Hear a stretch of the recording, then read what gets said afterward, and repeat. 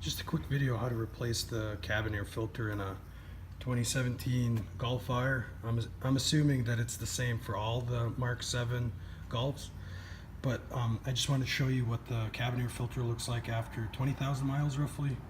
I ended up sourcing mine from Amazon for about 22 bucks.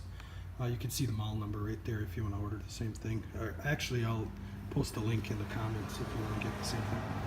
But in essence, under the glove box, you can actually see where it goes. In order to get the glove box down, you need to push these little buttons right there. Let me show you that.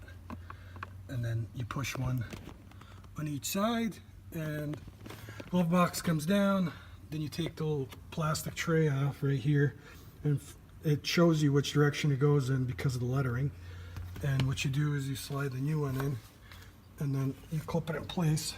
So the way it goes is airflow down like that, and it should just slide in, and then this piece like this, the bottom things clipped in these holes, and then you just push it in.